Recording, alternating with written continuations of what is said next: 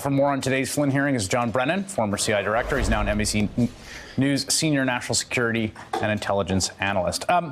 What do you think about the idea that has been put forward by Flynn's lawyers and then kind of recanted today that Mr. Flynn was duped by the FBI agents that came to the White House? Well, I don't believe that that is the case. I think there's been some acknowledgement that the White House counsel was not informed in advance. But Mike Flynn, given his extensive military career, as well as being national security advisor, knows that when you talk to the FBI, you are talking to government law enforcement officials, and you must tell the truth.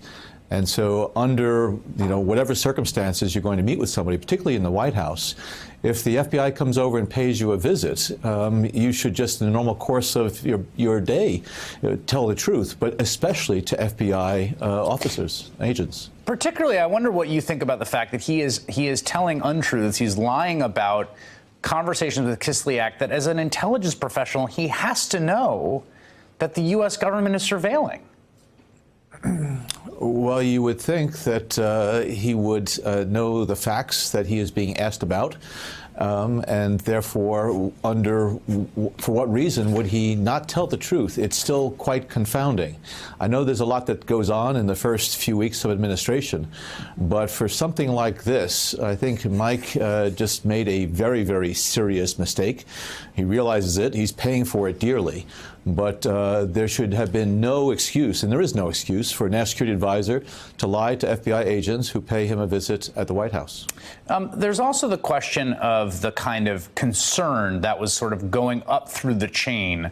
I think there was some in the transition while you were still in office. The Obama administration was there, and then through Sally Yates, who was a holdover. I mean, how peculiar, how strange is it, this scenario in which you have two FBI agents going over to the White House to ask these questions about publicly false statements the national security director has made? Well, at the time, there were a lot of questions about who might have been aware of any type of inappropriate behavior or engagements, whether it be with the Russians or others. And so when the FBI conducts these types of investigations, they do it very, very carefully and thoughtfully so that they're not going to compromise the investigation by discussing the matter with individuals who may, in fact, be involved. So it has to be a very, very carefully done process in terms of interviewing people. You want to do it in the right sequence, and I know that in those days of the administration, the early days of the administration, there was tremendous interest in trying to understand better what was going on and who was involved in any type of inappropriate or even illegal activity. There were two messages that President Obama conveyed to Donald Trump when he came to the White House several days after winning that surprise election. One was about North Korea and the difficulty of diplomacy and disarmament with North Korea. The other was, don't hire Michael Flynn. Why did he give him that advice? Well, I think the feeling was that Mike, although he had a very, very laudable military career in intelligence, his tenure at DIA was not his most accomplished time. And his engagements and activities after he retired from the military were of concern. They were public, and there were things that he had been doing. But I think a number of people had worked with Mike over the years, and President Obama sought the counsel of individuals who knew Mike, and President Obama knew him as well, knew of his reputation, and just said that he was not the right person to be the national security advisor for the Trump administration. Was that counsel? Did he seek your counsel? Not directly, no. Do you know Mike Flynn? I do. I know him well. I worked with him. What do you think of the trajectory of this man who, as you said, is an incredibly celebrated and decorated veteran in the armed services, seen as a consummate professional and, in fact, a kind of pathbreaker in counterintelligence and particularly counterinsurgency when he was posted in Afghanistan and other places? What do you think happened here? Well, I think Mike always had a very independent streak and did things his way. He also, I think, was came across in some respects as arrogant in terms of his thinking, but again, somebody who was respected for his accomplishments in uniform.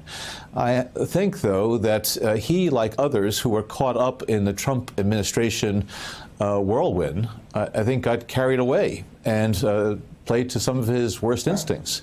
And so his performance at the Republican National Convention and other types of things that he was involved in, I think really raised people's made people question what he was doing. And he's different.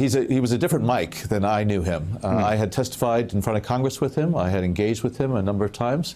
But I do think that he got into that political environment, and unfortunately, when there's a lack of ethics and principles at the very helm of a campaign, I think the people who fall into that campaign fall also by the wayside of ethics and principles.